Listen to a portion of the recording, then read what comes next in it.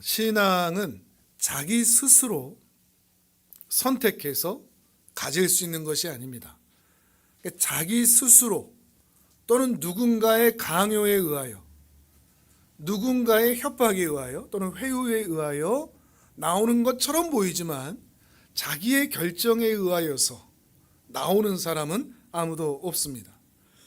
예수님이 붙잡아서, 하나님이 붙잡아서 끌고 와야만 이 자리에 올 수 있는 거죠. 아무리 협박해도 안 나올 사람은 안 나옵니다. 그러나 하나님께서 그를 끌고 나오시면 이 자리에 있을 수 있는 것이죠. 이 자리에서 뭘 얻기 위해서 오죠? 교회는 성공과 번영을 얻기 위해서 나오지 않습니다.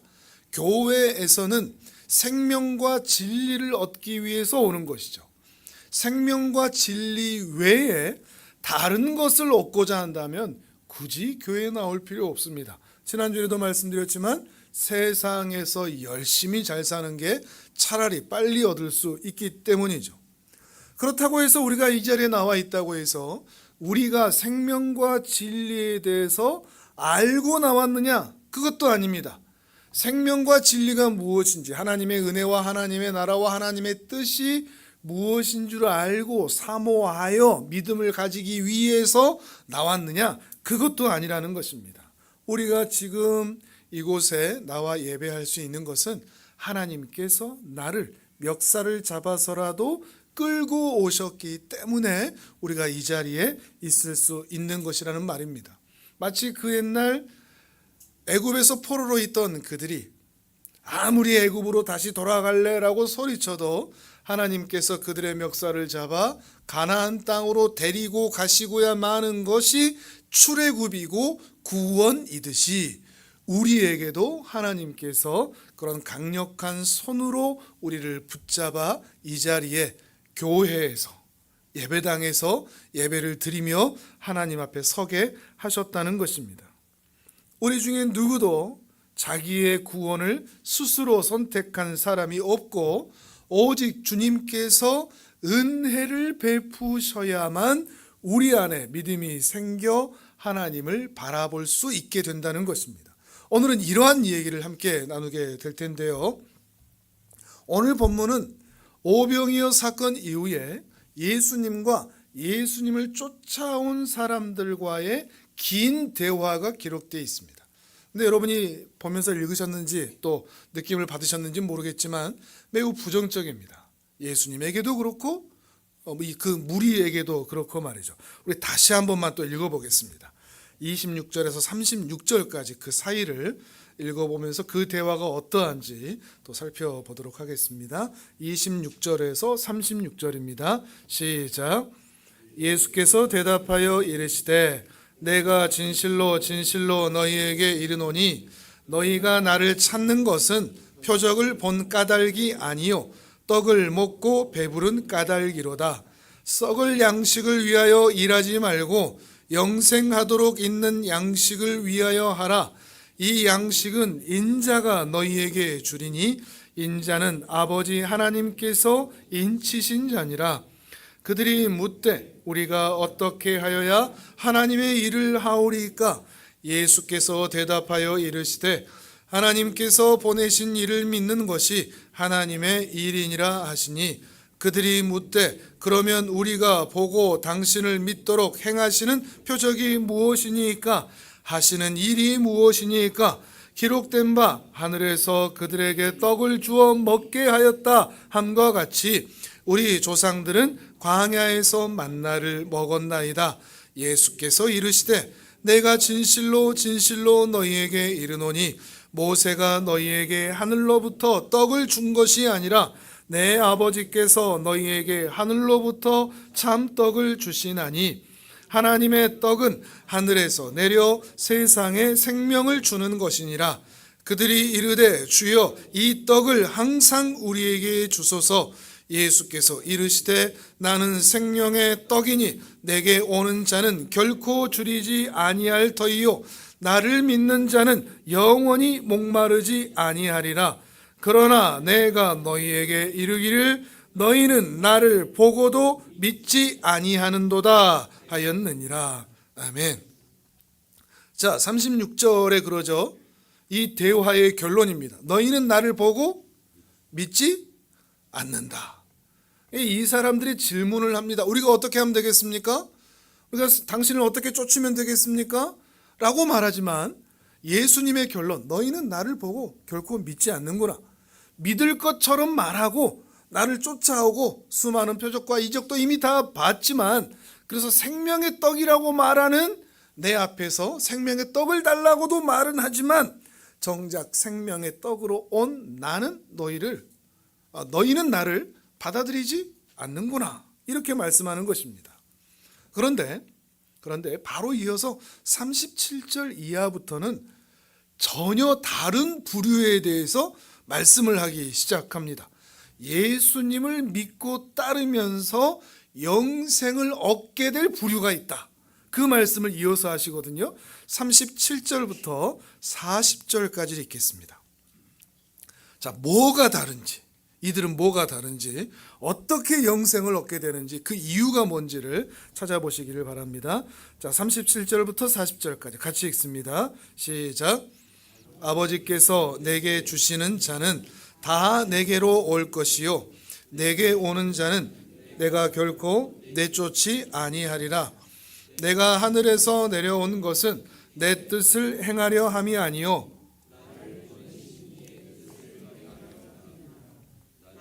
보내신 이의 뜻은 내게 주신 자 중에 내가 하나도 잃어버리지 아니하고 마지막 날에 다시 살리는 이것이니라. 내 아버지의 뜻은 아들을 보고 믿는 자마다 영생을 얻는 이것이니 마지막 날에 내가 이를 다시 살리리라 하시니라. 아멘. 자, 누가 영생을 얻을 수 있죠? 누가 예수님께서 절대 포기하지 않으시고 마지막 날에 살림을 받죠? 37절에 그러죠? 아버지께서 내게 보내주신 자. 아버지께서 내게 주신 자.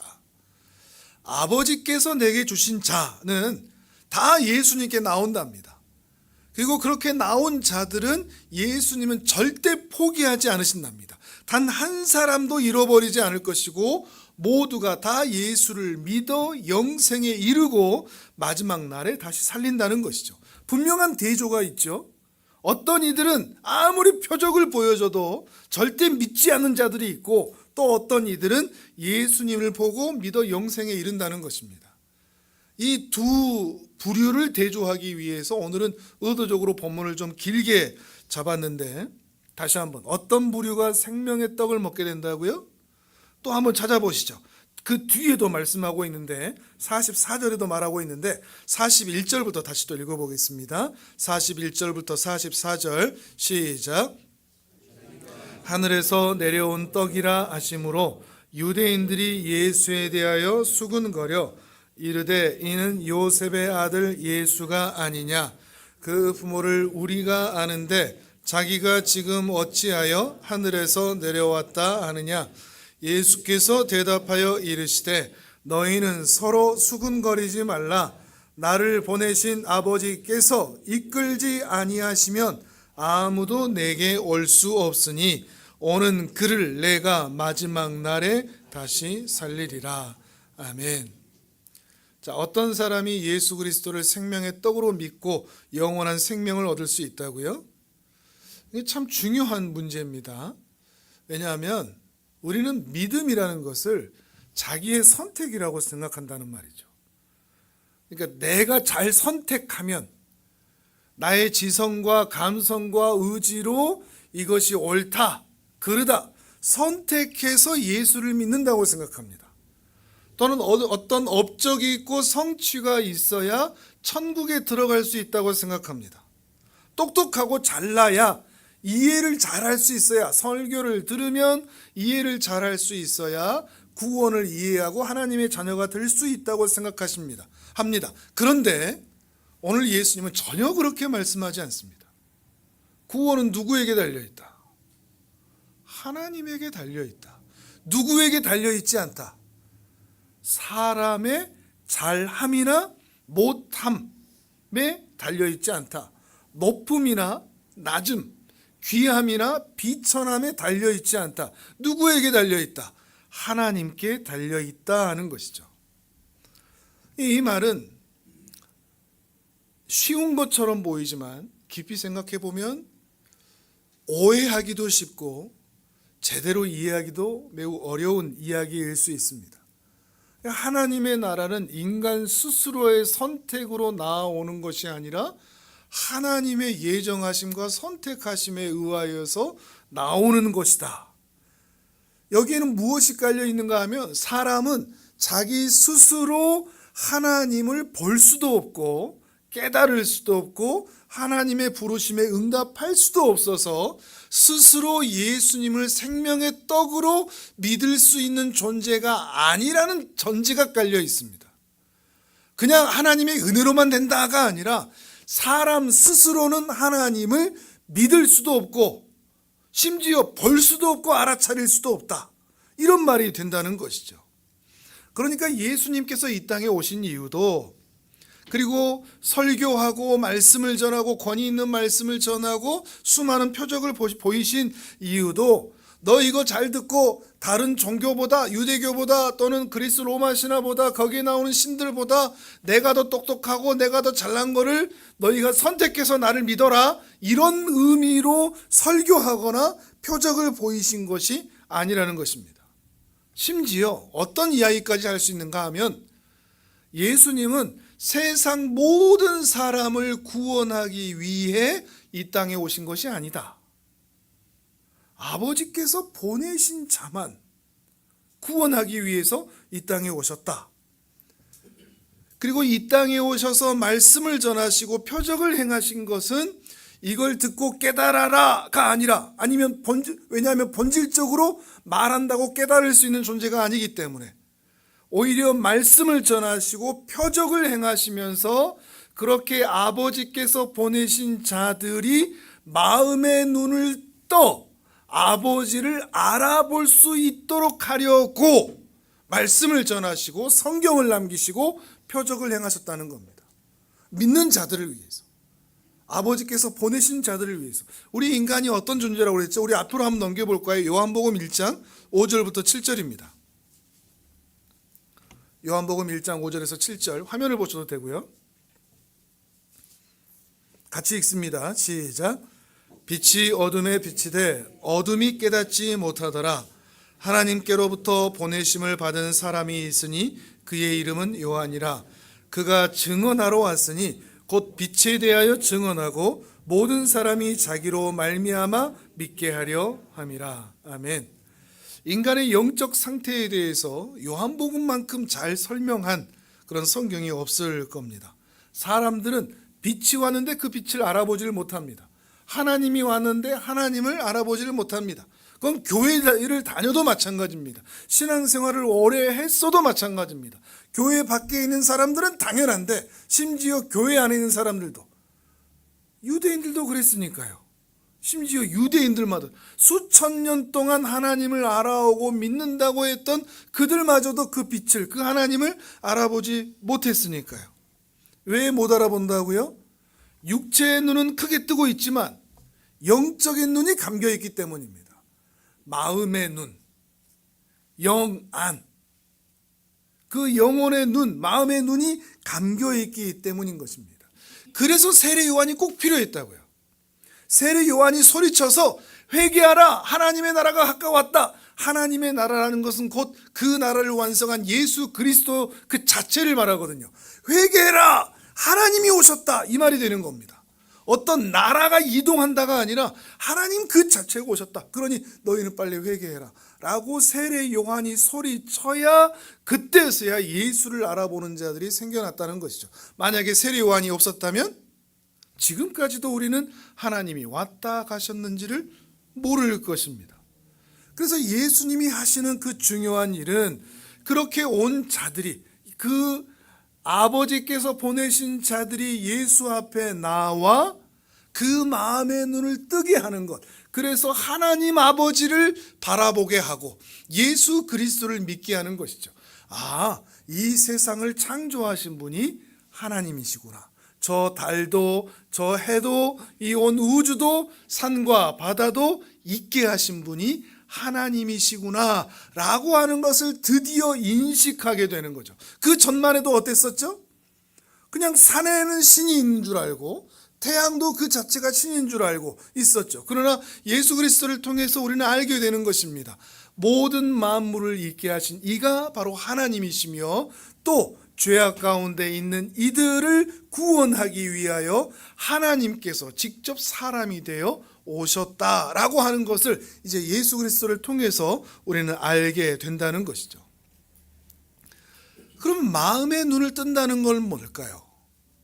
이게 참으로 중요하죠. 제가 그동안 쭉 말해왔던, 계속해서 설교 가운데 이야기해왔던 속사람과 겉사람, 진정한 구원, 마음에서부터 시작되는 진정한 믿음의 시작, 이런 얘기들과 똑같죠. 말씀드렸지만 교회 밖 사람들은 당연히 마음의 눈이 열려 있을 수 없습니다. 그냥 눈만 있을 뿐입니다. 눈만 떠져 있을 뿐이죠. 근데 문제는 신자들입니다. 교회를 다닌다는 사람들, 말씀을 듣고 예배를 드리고 헌신도 하고 봉사도 하는데 그 내면 깊은 곳에서는 진실로 하나님을 믿고 따르고 만난 적이 없는 사람들이 있을 수 있다는 것입니다. 사실 교회 안에 있지만 불신자와 다르지가 않은 것이죠. 이것이 영혼의 눈이 감긴 겁니다. 왜 영혼의 눈이 감겼냐? 왜 마음의 눈이 감겼냐? 마음이 완고하고 강팍하여 거부하기 때문입니다. 하나님께서 너는 예수 절대 못 믿어 라고 작정하셨기 때문이 아니라 그 마음 스스로, 아이고 이런 걸 어떻게 믿어? 내가 교회는 엄마 아빠 때문에 믿어주는데, 내가 교회는 내가 남편 때문에 아내 때문에 내가 다녀주는데 나는 안 믿겨.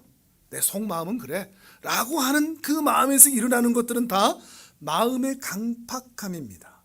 말씀을 믿지 못하고 수용하지 못하고 받아들이지 못하는 이유, 그 마음이 딱딱하기 때문이라는 거죠. 근데 신자는 어떤 사람이냐? 그 도저히 믿을 수 없었던 마음의 빗장이 풀어진 사람들입니다. 서서히 들어오면서 조금씩 믿어지기 시작하는 것입니다. 그러면서 예수님이 구원자다, 하나님이 창조주다 라고 하는 인식들을 단번에 알 수 있는 것은 아니더라도 점차 받아들이기 시작하는 거죠. 불신자들이 야, 보이지 않는 하나님을 어떻게 믿냐? 어떻게 믿을 수가 있느냐? 라고 소리칠 때, 야, 공기가 없다고, 공기가 눈에 보이지 않고 손에 잡히지 않는다고 공기가 없냐? 그 공기로 인해서 오늘 내가 살고 있지 않느냐? 마찬가지로 보이지 않는 하나님이지만 그 보이지 않는 하나님 때문에 내가 살고 있다. 나는 공기가 없으면 살 수 없듯이 하나님이 없으면 살 수 없다. 너희는 왜 이 하나님이 믿어지지 않냐? 라고 오히려 신자들은 당당하게 자신의 믿음을 이야기할 수 있게 되는 것입니다.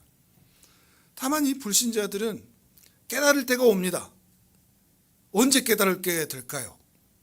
더 이상 기회가 없을 때 깨닫습니다. 불신자들은. 천국과 지옥이 있다는 것을 언제 알게 될까요? 죽고 나서 알게 됩니다. 죽고 나서 진짜 천국이 있다, 진짜 지옥이 있다. 근데 그때는 영원한 하나님의 나라를 준비할 기회가 없습니다. 방법이 없습니다. 죽고 나서 후손들이 공덕을 쌓아준다고 해서 내 미래가 바뀌지 않습니다.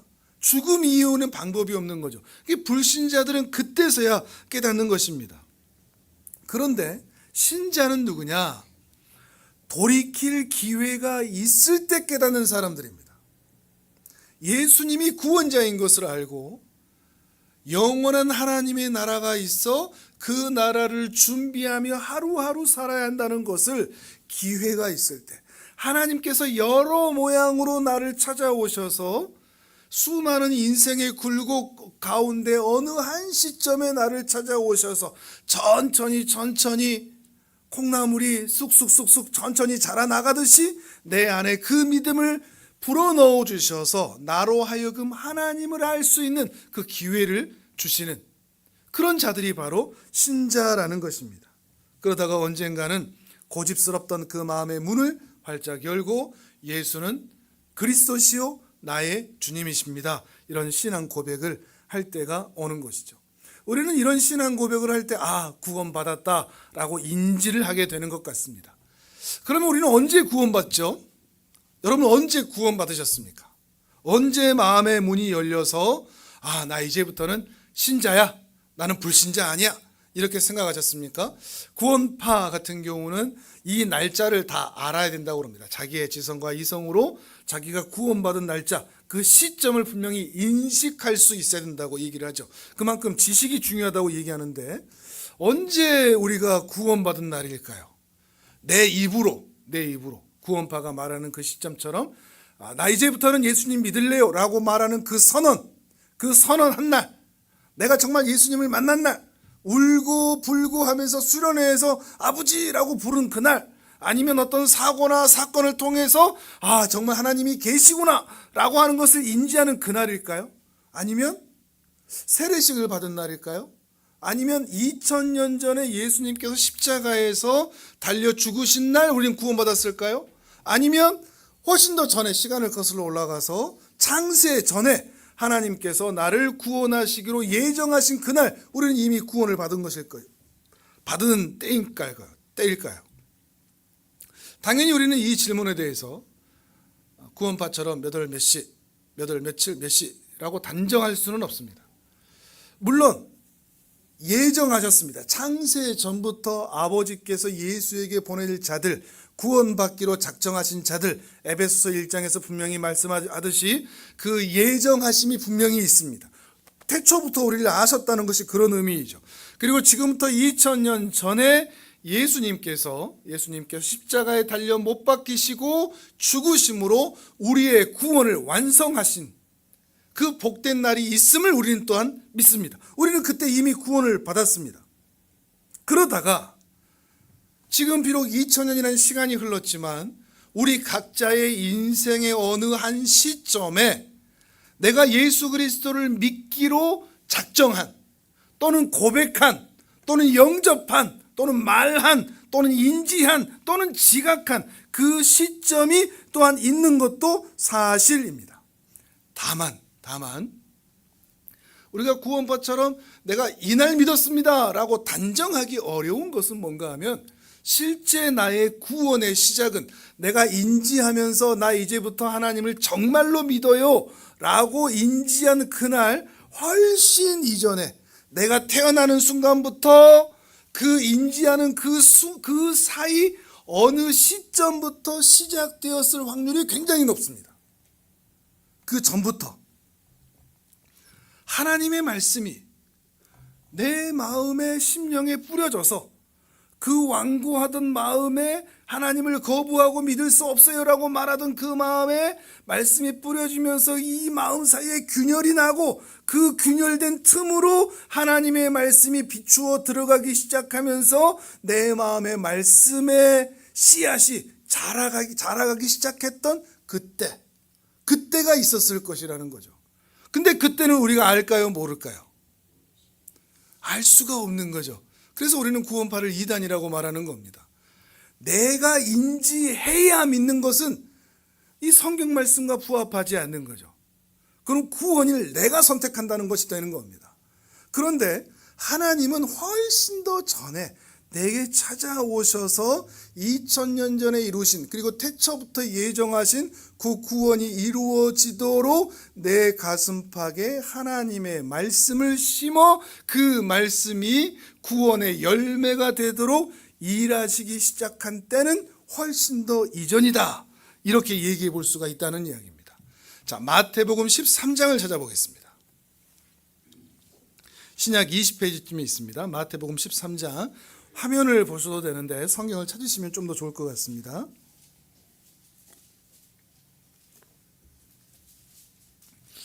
마태복음 13장 3절부터 9절까지만 보겠습니다. 여러분은 집에 가셔서 13장 전체를 한번 읽어보시면 좀 더 낫습니다. 설명은 전체를 얘기할 거니까요. 자, 마태복음 13장 3절에서 9절입니다. 같이 읽습니다. 시작.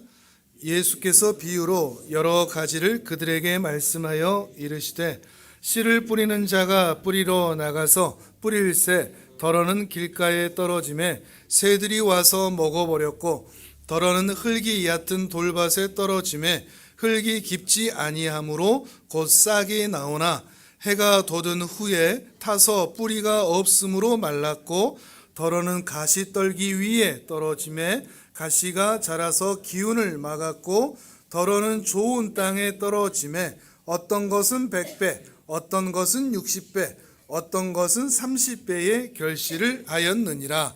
귀 있는 자는 들으라 하시니라. 아멘. 마태복음 13장은 천국장이라고 부릅니다. 그 먹는 청국장 말고 천국에 대해서 하나님의 나라에 이게 웃깁니까? 천국장 하나님 나라에 대한 설명을 하고 있는 7가지 비유가 있습니다. 하나님 나라는 어떤 나라인가 하는 거죠. 특히 이 쉬운 농사 이야기를 하면서 그저 농사 이야기를 하는 게 아니라 하나님의 나라가 각 사람에게 어떻게 시작되는지 이것을 이 씨 뿌리는 자의 비유에서 하고 있습니다. 자, 3절부터 다시 보시면 씨 뿌리는 자가 뿌리러 나간다 이러죠. 씨 뿌리는 자는 하나님을 말씀합니다. 첫 번째 밭이 있는데 그것은 길가입니다. 4절에 그러죠. 뭐 동그라미 해놓으셔도 괜찮고요. 길가가 있습니다. 5절에는 두 번째 밭입니다. 흙이 얕은 돌밭이 있습니다. 세 번째 밭은 7절에 가시떨기, 밭 위에 가시떨기가 있다는 말입니다. 그리고 8절에 좋은 땅이 있습니다. 4가지 밭을 말하고 있습니다. 자, 다시 이제 절을 보셔도 되고요. 여기서 씨는 이제 13장과 또 마가복음과 이런 말씀을 종합해 보면 씨는 하나님의 말씀을 가리킵니다. 씨는 하나님의 말씀. 씨를 뿌린다는 것은 하나님의 말씀을 뿌리는 것을 말합니다. 또는 우리에게 보면 하나님의 말씀이 우리에게 뿌려지는 것을 말하는 거겠죠. 그러니까 씨를 뿌린다는 것은 하나님께서 하나님의 말씀을 각 사람에게 뿌리는 것을 말합니다. 여기서 밭은 마음을 말하기 때문에 하나님께서 하나님의 말씀을 각 사람의 마음 밭에 뿌리는 일, 이게 씨 뿌리는 자의 비유가 되는 것이죠. 어떤 밭을 가진 자라도 하나님의 말씀을 듣고 깨닫고 받아들이는 일을 통해서 각 사람에게 하나님의 나라가 이루어진다 하는 것이죠. 근데 앞에 나온 3가지 밭, 이게 뭔가 하면 그 밭이 이루어지지 못하도록 하는 방해물들입니다. 단지 밭의 종류를 말하기도 하지만 또한 그 밭에, 그 마음에 하나님의 나라가 이루어지지 못하도록 막는 장애물, 방해물들이라는 거죠. 먼저는 뭐죠? 4절에 길가죠. 길가에 씨앗이 뿌려지면 될까요? 안 될까요? 안 되죠. 왜 안 되죠? 밭과 길가의 차이가 뭘까요? 밭은 갈려 있습니다. 그래서 씨앗을 뿌리면 들어가죠. 길가는 사람들이 계속 왔다 갔다 하기 때문에 부드럽습니까? 딱딱합니까? 딱딱하죠. 씨앗을 뿌리면 그 씨앗이 길가에 뚫고 들어갈 수 있을까요? 없을까요? 없죠. 그러니까 새들이 와서 다 쪼아버린다 이렇게 얘기를 하는 거죠. 그러니까 이거 무엇을 가리키는가 하면 사람의 마음에 하나님이 말씀을 던지는데 다 튕겨내는 겁니다. 전혀 안 믿는 거죠. 뭐 창조, 뭐 지옥, 뭐 천국, 영생, 십자가, 웃기지 마. 이게 이제 길가입니다. 전혀 말씀을 받지 않는. 그래서 사단이 그 말씀을 바로 빼앗아가 버리는 그런 형국입니다. 완전히 딱딱하고 굳어진 땅. 여기는 방법이 없습니다. 여기에 말씀이 들어가려면 어떻게 해야 될까요? 길가까지 다 기경해야 됩니다. 뒤엎지 않으면 안 됩니다. 완전히 그 밭을 뒤엎어야만 하나님의 말씀이 들어갈 수가 있는 것이죠. 우리 모두의 처음이 이랬습니다. 처음부터 말씀이 받아들여진 사람이 있습니까?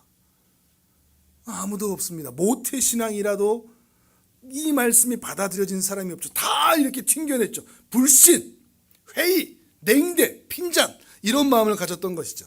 두 번째 밭은 뭐죠? 5절과 6절에 흙이 얕은 돌밭입니다. 자, 상상을 해보십시오. 겉에는 뭐가 있죠? 위에는 뭐가 있죠? 그러니까 흙이 있습니다. 흙이. 그 밑에는 뭐가 있다는 거죠? 돌이 있다는 거죠. 자, 농부는 그 밭을 기경하기 전까지는 그 밭이 돌밭이라고 생각할까요? 흙밭이라고 생각할까요? 씨앗을 던지면 뿌리를 내릴 수 있을 것이라고 기대할까요? 못 내릴 거라고 기대할까요? 당연히 뿌리를 내릴 거라고 기대합니다. 근데 그 밑에 뭐가 있다고요? 돌이 있다는 이야기입니다. 농부는 겉으로는 거기가 흙이기 때문에 씨앗을 뿌리면 당연히 뿌리를 깊게 내릴 것이라고 생각했는데 돌밭이 있어서 내리지 못한다는 것을 의미합니다. 나무가 자라기 위해서, 나무가 자라 줄기가 열리고 그 줄기가 열매를 맺기 위해서는 반드시 그 땅을 뚫고 들어가야 될 뿐만 아니라 그 다음에는 뿌리를 내려야 됩니다. 뿌리를 깊고 넓게 내려야 물과 영양분을 흡수하여 잘 자랄 수가 있죠. 이 말씀은 무슨 말인가 하면 겉으로 볼 때는 신앙인 같습니다.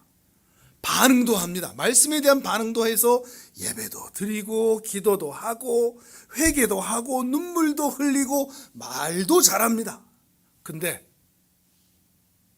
뿌리를 내려야 하는데 그 뿌리 밑에 돌밭들이 있기 때문에 뿌리가 없어서 작은 고난만 와도, 작은 바람만 불어도, 세상에서 힘든 일만 만나도, 세상에서 어려운 일만 만나도, 인간관계, 돈 문제, 건강 문제 이런 문제만 만나도 바로 흔들리는 사람들입니다. 겉으로 모양은 있지만 작은 고난만 만나도 무너지는 사람들. 이런 사람들은 어떻게 해야 될까요? 이 마음의 돌밭이라는 게 뭘까요?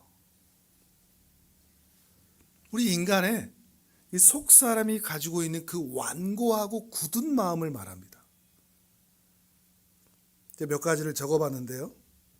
불신, 의심, 탐욕, 정욕, 쾌락, 욕망, 미움, 질투, 시기, 돈 사랑함, 세상 사랑함, 게으름, 성적 충동, 분노, 불안, 두려움, 좌절, 탄식, 절망, 부정적 마음, 부패하고 완악하고 완고한 마음, 고집, 이런 성품들이 말씀이 깊이 뿌리를 내리지 못하도록 방해한다는 것입니다. 이 밭이, 흙이 얕은 돌밭이 좋은 밭이 되려면 어떻게 될까요? 그거 다 부숴야 되는 거죠. 불신, 미움, 두려움, 공포, 외로움, 시기, 질투, 분노, 세상을 사랑하는 마음, 이런 것들을 다 깨부숴야만 그 마음에 뿌리가 내려져서 하나님을 사랑하는 마음이 내 삶과 내 영혼과 내 마음과 내 일상에까지 퍼질 수가 있는 거죠. 뿌리는 그렇게 내려져야 되거든요. 내 마음에, 그리고 내 일상 전체에 뿌리가 내려져야 되거든요. 그래야만 그 나무가 깊이 뿌리를 내려서 자랄 수 있기 때문입니다. 이게 깨지지 않으면 하나님의 나라가 이루어질 수 없다는 거죠. 조용히 계셔도 돼요. 무슨 문제 다들 아세요. 힘든 일이라는 거를. 바로 내가 그 말 하려고 그랬는데 그만큼 하나님의 나라가 그 마음에 이루어지는 것은 쉽다 어렵다? 어렵다. 그 말을 하고 있는 겁니다. 내 마음에 내가 예수를 믿고 구원받아 하나님의 자녀가 되어 열매 맺는 인생을 산다는 것은 이렇게 어렵다는 것입니다. 자, 이번에는 세 번째, 가시떨기에 떨어진 씨앗 같다 그럽니다. 7절에 얘기하죠. 가시떨기에 떨어졌다.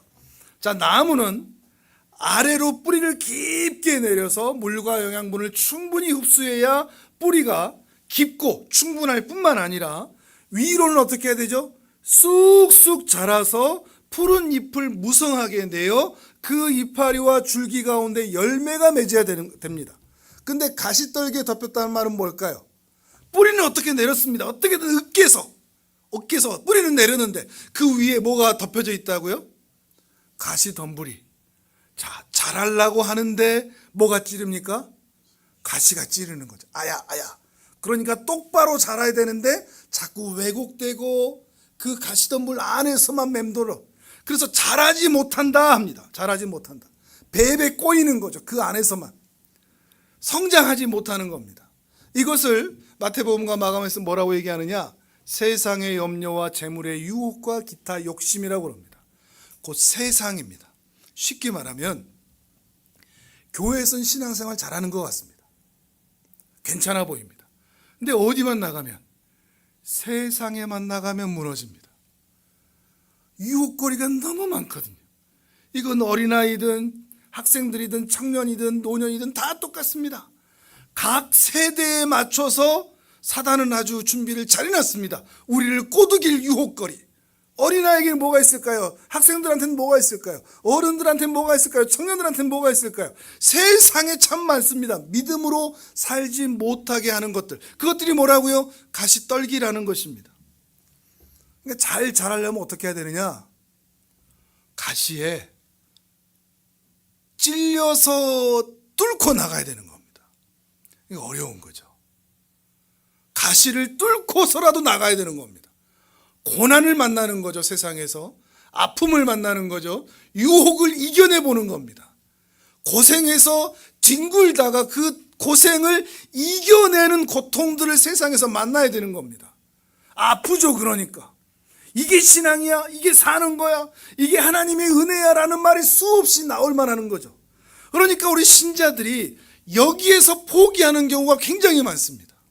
어떻게든 교회 안에서는 양육을 잘하는 것 같습니다. 그리고 신앙도 좋은 것 같습니다. 그래서 일주일에 주일은 신앙이 아주 좋습니다. 그런데 예배 끝나고 집에 가자마자 나머지 일주일 동안은 세상에서 실패하고 무너지고 자빠지고 찔리고 아프고 눈물 흘리고, 그렇게 살다가 내가 신앙인인지 아닌지, 우리 일상의 모습이 아니겠습니까?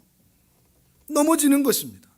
이렇게 한 사람의 마음에 하나님의 나라가 이루어지는 것이 매우 어렵습니다. 예수님을 영접하여 구원을 받아 하나님의 자녀가 되는 일이 이렇게 힘든 일입니다. 듣고 보니 그렇지 않습니까?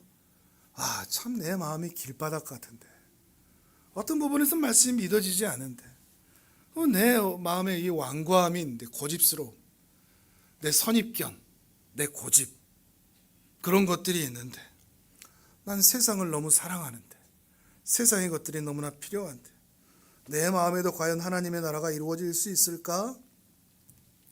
그런데 말이죠, 이런 방해 거리들이 분명히 있지만 지금 생각해 보면 여러분은 지금 어디까지 와 있는 것 같습니까? 분명히 이 말씀만 들어보면 길바닥 같고 돌밭 같고 가시덤불에 덤벼 있어서 내 마음에는 하나님의 나라가 이루어질 수 없겠다 싶지만, 어느 순간 나도 알지 못하는 사이에 하나님의 말씀이 내 가슴팍을 파고들어서 하나님을 알아보고 하나님을 믿고 내 마음에 있는 돌같이 굳은 그 완고한 마음들을 깨트리면서 수많은 유혹과 고난 가운데서도 이겨내면서 찔리면서도 자라서 여기까지 와 있지 않습니까? 한 사람의 마음에 이렇게 하나님의 나라가 이루어진다고 예수님께서 설명하고 계시는 것입니다. 여기에서 핵심이 뭘까요? 말씀입니다. 말씀. 하나님의 말씀이 뿌려지면, 그 뿌려지기만 했는데 그 뿌려진 말씀이 길바닥을 기경하는 겁니다. 말씀이. 하나님의 말씀이 뿌려지기만 했는데 그 완고했던 돌밭들이 기경되는 겁니다. 그러니까 여기에서 기경되고 새로워지는 것은 누가 하는 일이냐? 농부이신 하나님이 하시는 일이라는 것입니다. 씨를 뿌리고 하나님이 하시는 거죠. 인간이, 내가 그 밭이 하는 게 아니라 내 노력, 내 능력, 내 열심, 내 최선, 이걸 통해서 내가 좋은 열매를 맺는 게 아니라 우리의 마음밭에 하나님께서 말씀을 뿌리시고 하나님께서 그 밭을 경작하여 열매 맺는 좋은 밭으로, 그래서 30배, 60배, 100배의 열매를 맺는 밭으로 만들어 가고야 마신다. 이게 바로 이 비유의 핵심입니다. 자, 내가 절망할 필요가 있습니까? 없습니까? 아, 나는 길바닥 같아, 포기하자, 이럴 필요가 있습니까? 없습니까? 없죠. 우리 누구만 바라보면 됩니까? 하나님께서, 농부이신 하나님께서 내 마음을 기경해 주시기를, 갈아엎어 주시기를 더욱 소망할 뿐이라는 것이죠. 우리는 지난주에 들었던 말씀도 기억나지 않습니다. 안 그러십니까? 한 달 전에 들은 말씀은 말할 것도 없고 1년 전에 들었던 말씀은 두말할 것도 없고 어렸을 적에 들었던 말씀도 하나도 기억이 나질 않습니다. 근데 기억나지도 않는 그 말씀이 한 귀로 듣고 한 귀로 흘린 것 같은 그 말씀이 한 귀로 들었던 그 말씀이 내 가슴팍을 잠시 스치고 나간 것 같은 그 말씀이 나도 알지 못하는 사이에 부지불식간에 내 영혼을 기경하고 있었더라는 것입니다. 이게 은혜인 겁니다. 내가 선택하고 내가 노력하여 내가 신앙을 가진 게 아니라 그저 예배당에 나와 뭔 말인지도 모르고 그냥 앉아 있었는데 꾸벅꾸벅 졸면서 이해하지도 못하고 그냥 억지로라도 앉아 있었는데 시간이 지나고 보니 그 하나님의 말씀이 내 가슴팍을 스쳐서 이렇게나 나를 이 자리에 오게 만들었구나. 그래서 인생의 어느 한순간 깨닫게 되는 겁니다. 아, 내 마음밭이 내가 언제 이렇게 변했지? 내가 언제 이런 고집들을 내려놨지? 내가 언제 이런 안 좋은 습관들을 버리기 시작했지? 내가 언제 이렇게 똑바로 서서 나에게서 열매가 나오고 있지? 여러분에게 사랑의 열매가 나오고 있는 것, 희락의 열매가 나오고 있는 것, 성령의 열매가 나오고 있는 것은 하나님께서 여러분의 마음을 이미 그렇게 만지셨다는 증거가 됩니다. 여러분의 구원을 그렇게 확인하셔도 됩니다. 내가 몇 월, 며칠, 몇 시에 확실하게 나의 주관과 의지로 선택으로 믿기 시작했어요 라고 하지 않아도 됩니다. 점차 변하고 있는 내 마음의 모습을 보면서 나의 속사람을 확인하면서 하나님께서 나를 사랑하시는구나. 나도 아버지께서 예수님께 보낸 자구나. 나 같은 사람도 하나님께서 사랑하셔서 십자가에서 달려 죽으셨구나. 나를 구원하셨구나. 라고 우리는 믿을 수가 있는 것입니다. 여러분에게 대신 당부 한 가지만 드립니다. 이 은혜를 더 깊이 체험하고 더 변화되기 위해서는 그럼 뭐가 필요하죠? 말씀입니다. 말씀을 듣지 않으면, 말씀을 펼치지 않으면, 말씀을 적어보지 않으면, 말씀을 듣지 않으면 여러분의 마음이 변화될 가능성이 있을까요? 없을까요? 없죠. 말씀이신 예수 그리스도께서 우리 안에 좌정하셔서 우리의 영혼을 새롭게 하기 위해서는 말씀을 가까이 하셔야 됩니다.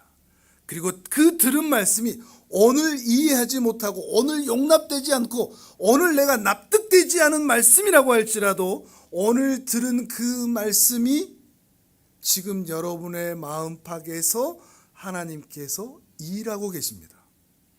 그냥 예배라는 형식에 나와 있고 부족한 한 사람에 의하여서 말씀이 전달되고 있지만 지금 하나님이 여러분 그 마음팍에서 농사짓고 계십니다. 깨트리고 계십니다. 기경하고 계십니다. 우린 그걸 믿는 겁니다. 하나님의 은혜죠. 처음 말씀드렸듯이 신앙은 인간의 선택이 아닙니다. 아버지께서 택한 자들만 이 말씀을 알아듣고 이 말씀 가운데 열매 맺는 인생을 살 수가 있다는 것이죠.